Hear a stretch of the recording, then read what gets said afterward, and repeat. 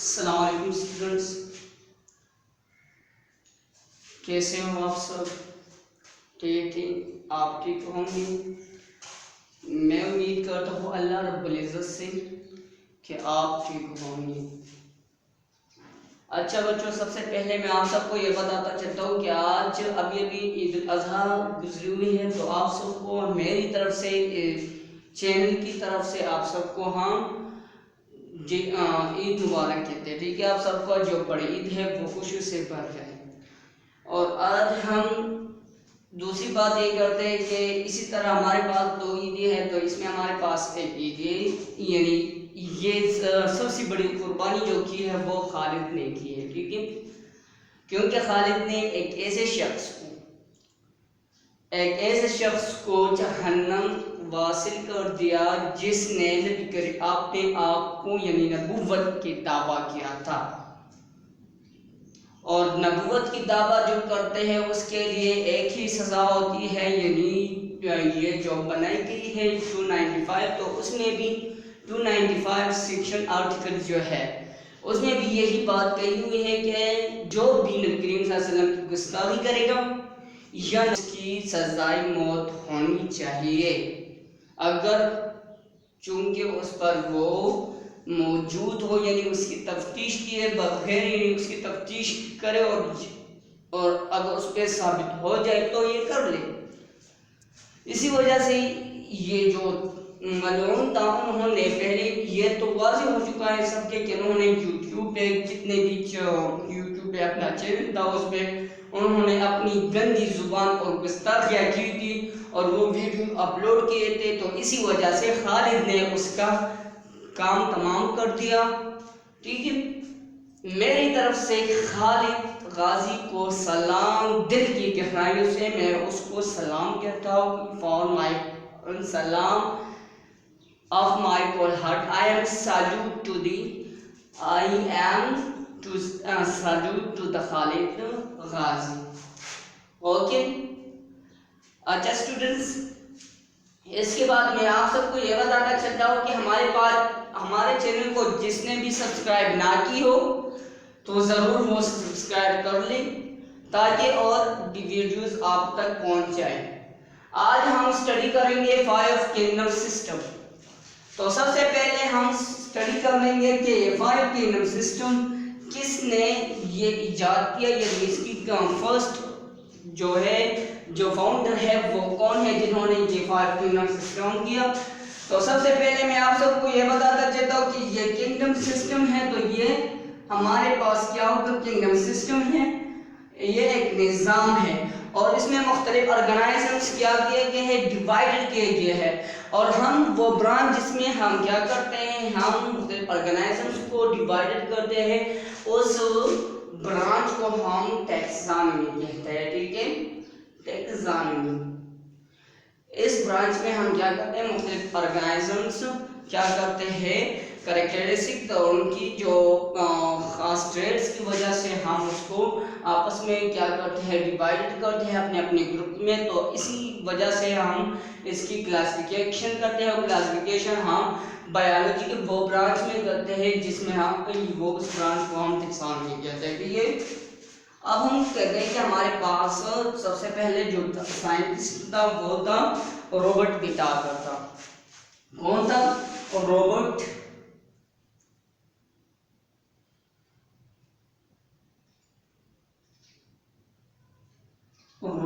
पिटागर। ये एक साइंटिस्ट था, उन्होंने फर्स्ट टाइम जो यूज किया है, फर्स्ट टाइम उन्होंने यूज किया किस चीज को, यानी 5 क्लासिफिकेशन को, जब क्या था उस टाइम 1968 में 1968 में उन्होंने 5 किंगडम सिस्टम ये एक निज़ाम बनाया है 1968 में रॉबर्ट पिटागर ने। ठीक है, अब हमारे पास इस 5 किंगडम सिस्टम में कौन कौन से सिस्टम मौजूद है, कौन कौन से किंगडम मौजूद है। तो एक हमारे पास है किंगडम मनेरा, दूसरा हमारे पास किंगडम प्लांटिया, तीसरा हमारे पास किंगडम फंजाई है, तीसरा किंगडम फंजाई है। तीसरा हमारे पास ये तीसरा हो गया। चौथा हमारे पास है प्रोटेस्टा किंगडम।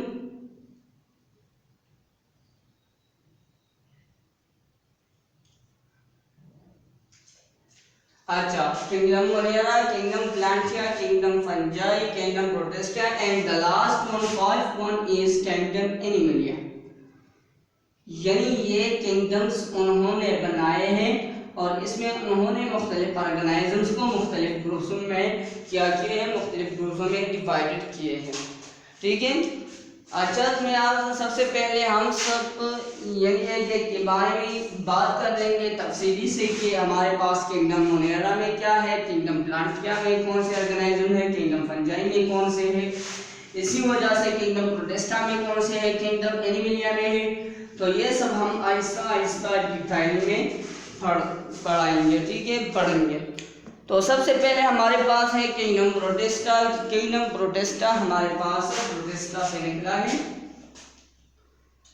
सॉरी किंगडम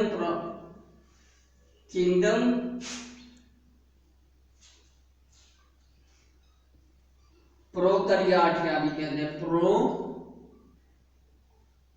प्रोकैरियोटिया, यानी वो किंगडम मोनेरा है। किंगडम मोनेरा का दूसरा नाम जो है वो किंगडम प्रोकैरियोटिया है। प्रोकैरियोटिया क्यों कहते हैं इस किंगडम को? क्योंकि इस किंगडम में वो ऑर्गेनाइजम्स मौजूद है। This kingdom includes are unicellular and multicellular and microscopic organisms. यानी इस ग्रुप में हमारे पास मौजूद हैं यूनिसेलुलर ऑर्गेनाइजम्स, यूनिसेलुलर ऑर्गेनाइजम्स यानी वो ऑर्गेनाइजम्स जिसको हम माइक्रोस्कोप की मदद से देखते हैं, तो उस ऑर्गेनाइजम्स को हम माइक्रोस्कोपिक ऑर्गेनाइजम्स भी कहते हैं। यानी हमारे पास इसमें यूनिसेलुलर और माइक्रोस्कोपिक ऑर्गेनाइजम्स के बारे में स्टडी होती है। यानी इस ग्रुप में हम किंगडम प्रोकैरियोटिया में हम उस ग्रुप के बारे में स्टडी करते हैं जिसमें हम यूनिसेलुलर और माइक्रोस्कोपिक ऑर्गेनाइजम्स की स्टडी करते हैं। ठीक है, उस ग्रुप को हम किंगडम प्रोकैरियोटिया और किंगडम मोनेरा कहा जाता है। ठीक है। तीसरा हमारे पास these organisms lack membrane, body nucleus and other organelles inside their cells. यानी इस ऑर्गेनेल यानी इसके सेल्स के अंदर, यानी इस ऑर्गेनाइजम्स के सेल्स के अंदर क्या है, मेम्ब्रेन बॉडी न्यूक्लियस है। इसमें हमारे पास न्यूक्लियस ज्यादा होते हैं, मेम्ब्रेन बॉन्डेड न्यूक्लियस है। इसमें क्या है, न्यूक्लियस के इर्द गिर्द क्या है, एक मेम्ब्रेन है, मेम्ब्रेन बॉन्डेड न्यूक्लियस।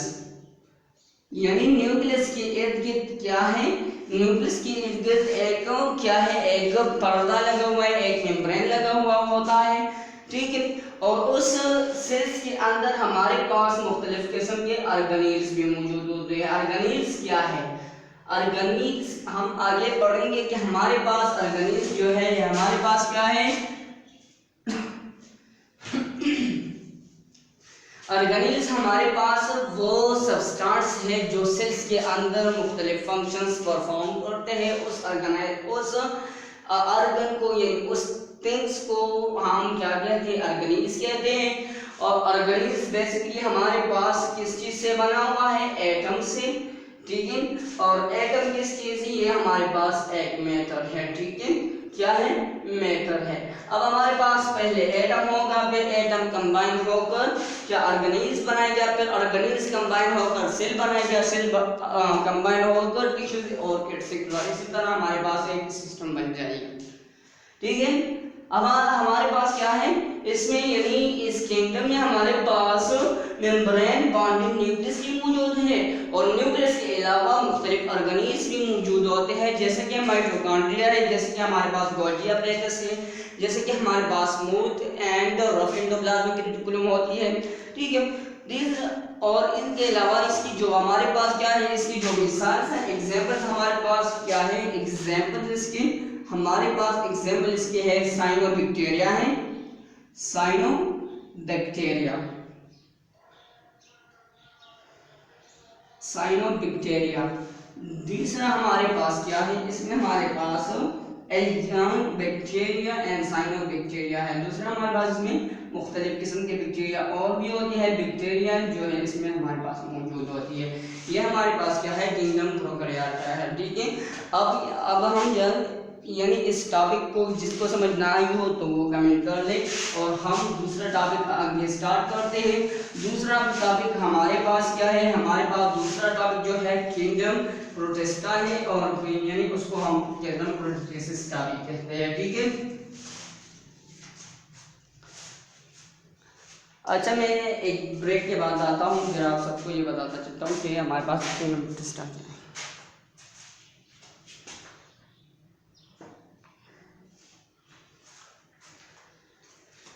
अस्सलाम वालेकुम स्टूडेंट्स। अच्छा अब हम आगे चलते हैं। आज हमारे पास किंगडम प्रोकैरियोटा के अलावा किंगडम प्रोटिस्टा है। क्या है,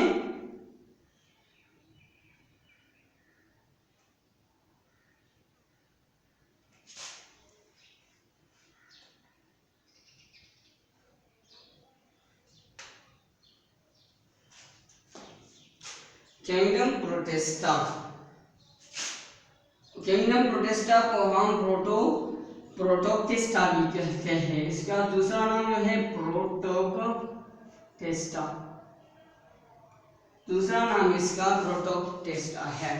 अब हमारे पास किंगडम प्रोटिस्टा में कौन से ऑर्गेनाइजम्स मौजूद होते हैं, तो हम वहाँ पर हमारे पास क्या था, वहाँ पर हमारे पास प्रोकैरियोट था और ये हमारे पास यूकैरियोटिक ऑर्गेनाइजम्स है।